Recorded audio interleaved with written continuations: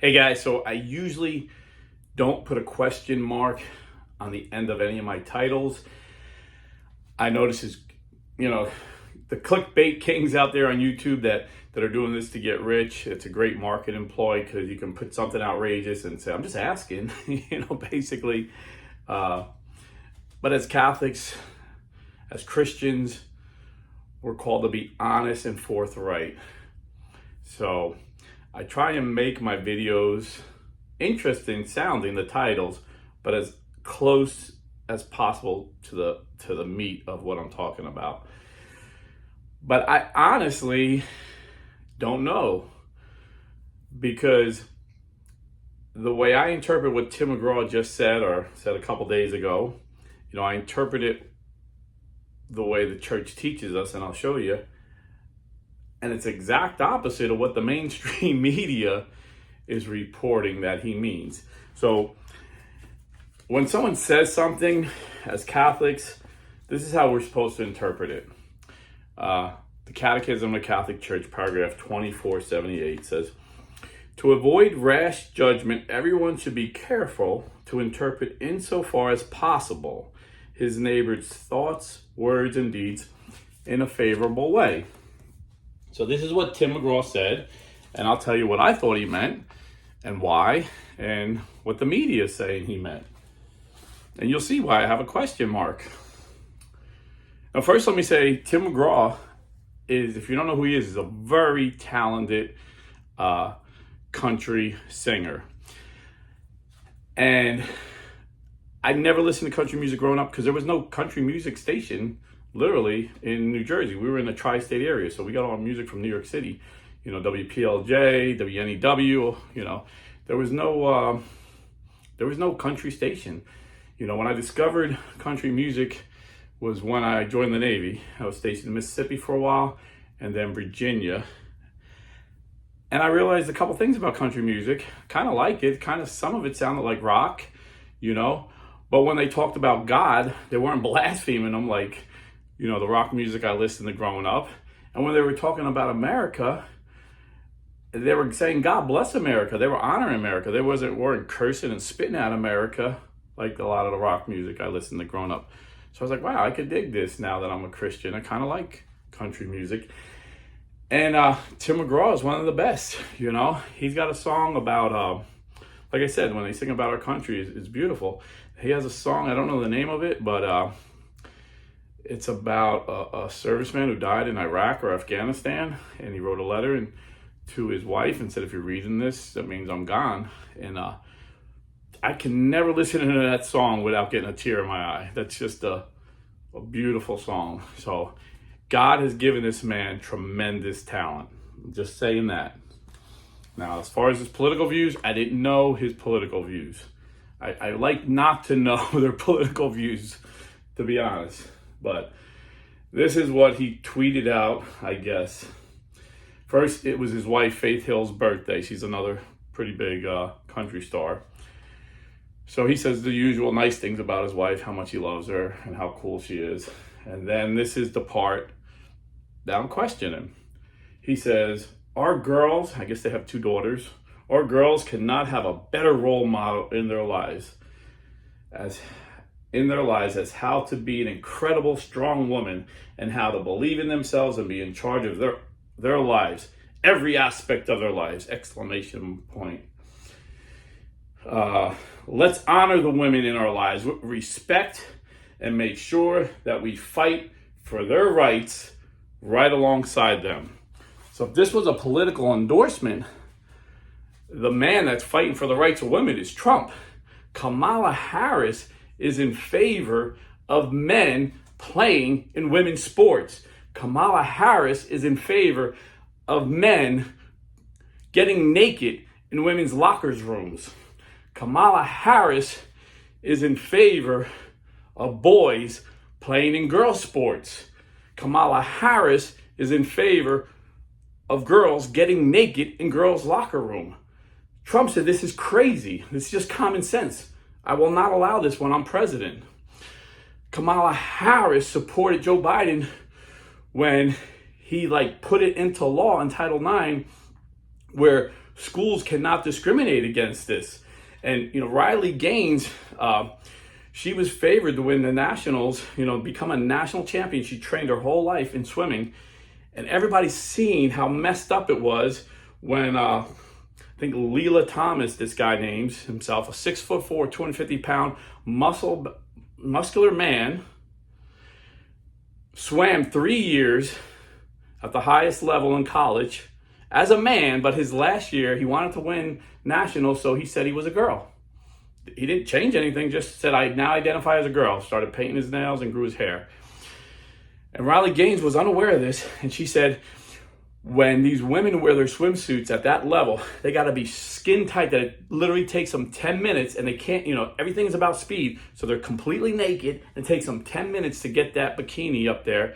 And she said she turned around as she was doing it, and there this man, this 6'4" muscular man with everything, his full package hanging right there, inches from this woman. And no one warned her about it. When she complained to the college, they said she was being intolerant. She was being bigoted, a bigot. And when she tried to speak out of college, they threatened her. The left is intolerant, and they projected on us common sense Americans. She was apolitical at this point. Now she's a big Trump supporter because she knows Trump is going to end this horrific thing going on in America.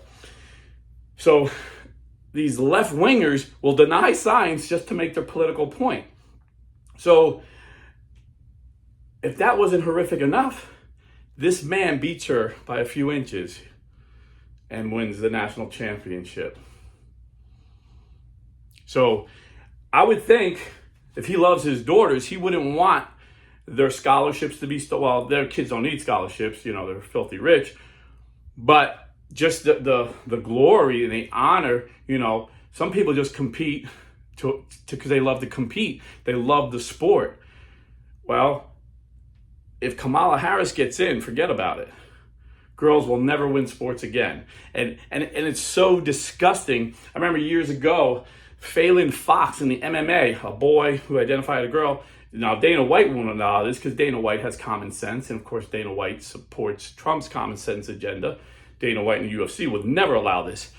But there's other organizations that allow Phelan Fox to fight. And I watched this man beating the crap out of these women, like punching them in the face. And unfortunately, there's some boxing organizations that allow it. And you see these men identifying as women beating the crap out of women, punching them in the face. This is sick. And common sense Americans won't accept this. So I would think if Tim Mcgraw really cared about his daughter's rights, he would be a Trumper, 100%, if that's what he's talking about, protecting our daughter's rights. And not only that, having 2 daughters, I'm sure, he seems like he's really into his family. I'm sure he went there for the ultrasounds. He's seen the 4D ultrasounds that these unborn women in the womb, these unborn girls, have no right to life. Kamala Harris wants them to be able to be killed in the womb up to the 9th month. And she voted twice against the baby born alive law, which means if a late-term abortion fails and that baby comes out alive, the doctors have to save it. She voted against that twice to allow these little girls born that could live, just let them die. A slow, painful death. So I would think that meant he was a Trumper, that he wants us to fight for women's rights. But the media is saying that was his way of saying he supports Kamala Harris because she's for abortion rights. If that's true, he's a freaking dummy because he's just dumb. And I'll tell you why. Because Michael Jordan's mother begged him to endorse this South Carolina Democrat. She's like, Michael, if he had your endorsement, I know he'll win. And Michael said, Mom, Republicans buy my sneakers too. And till this day, I don't know if Michael Jordan is a Republican or a Democrat. And that is very smart in business, not to get your politics involved in your business. And if anything, if you were going to come out and be political as a country music star, 90% of country music listeners are Republicans. They hate. You see what happened to Bud Light, and this is what's going to happen to Kamala Harris. And picking Tim Walsh, Tampon Tim, is like Bud Light having Dylan whatever, that transvestite, that promoted Bud Light and just killed their brand. This is what's happening to the Democrats right now. If you're not aware of this, and if Tim Mcgraw is supporting Kamala, he's basically Bud Lighting himself. It's a business suicide. So either he's the dumbest person in the world, or he's the most arrogant person in the world that thinks he's so great it's not going to matter. But I got news for him. If he comes out and supported Kamala and like this is a little, like I said, I don't know what he meant by that. He didn't come out and say he supported Kamala. But if he comes out and supports Kamala, he just Bud Lighted himself. So speaking of abortion, before I end this, I want to say there's a lot of lies. There's a lot of abortion amendments on the ballots.